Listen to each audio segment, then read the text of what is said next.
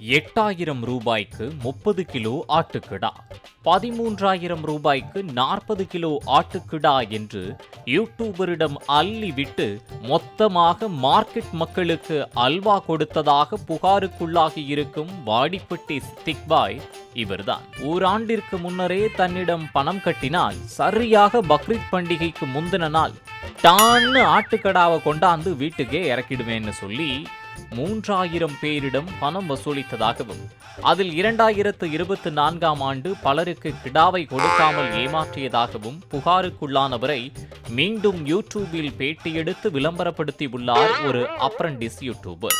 ஆயிஷா ஆட்டுப்பண்ணை வைத்திருப்பதாக கூறிய சித்திக், பஸ்ஸே போகாத ஊருக்கு வழி சொன்னதோடு எல்லாரும் குர்பானி கொடுக்கணும், அதுதான் தனது கொள்கை என்றும், பணத்தை மட்டும் அனுப்புங்க, ஆட்டுக்கடா உங்க இடத்துக்கே வந்து டெலிவரி பண்றோம்னு சொல்லி மீண்டும் ஆசை வார்த்தையை அள்ளி வீசி இந்த முறை ஏராளமானோருக்கு சூடான அல்வாவை கொடுத்துவிட்டு அப்பிட்டானதால் குர்பானி கொடுக்க இயலாமல் பணம் கட்டியவர்கள் தவித்து போயினர். சிவகங்கை நகர் முழுவதும் 300க்கும் மேற்பட்ட ஆடுகள் குர்பானி கொடுக்கப்படும் நிலையில் சித்திக் பாயிடம் பணம் செலுத்தி ஏமாற்றமடைந்ததால் வெறும் 100 ஆடுகள் மட்டுமே குர்பானி கொடுக்கப்பட்டது.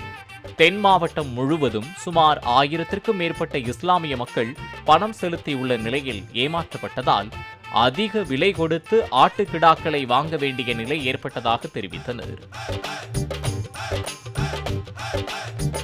தாங்கள் மொத்தமாக ஏமாந்து நிற்பதற்கு முக்கிய காரணம் அவரை முதலில் பேட்டி எடுத்து வெளியிட்ட பெண் யூடியூபர் தான் என்றும், சித்திக் பாய் கடந்த ஆண்டே இப்படி ஏமாற்றியிருக்கிறார் என்பதை தெரிவித்திருந்தால் தாங்கள் உஷாராக இருப்போம் என்றும் ஆதங்கம் தெரிவித்தனர். அதற்கு பதிலளித்த சம்பந்தப்பட்ட பெண் யூடியூபரோ, எல்லாவற்றிற்கும் என்ன காரணம் சொல்லாதீங்க, நானே அவரிடம் குர்பானி கொடுப்பதற்கு ஆட்டுக்கடா வேணும்னு 8,000 ரூபாய் பணம் கட்டி ஏமாந்துட்டேன் என்று ரசீதை காண்பித்தார். பல ஆண்டுகளாக பக்ரீத் பண்டிகை அன்று குர்பானி கொடுத்த இஸ்லாமியர்கள் இந்த முறை குர்பானி கொடுக்க முடியாமல் ஏமாற்றமடைந்ததாக சித்திக் பாய் மீது தங்கள் பகுதி போலீசாரிடம் புகார் அளித்துள்ளனர். பாலிமர் செய்திகளுக்காக சிவகங்கை செய்தியாளர் சுரேஷ் கண்ணன் மற்றும் வேல்ராஜ்.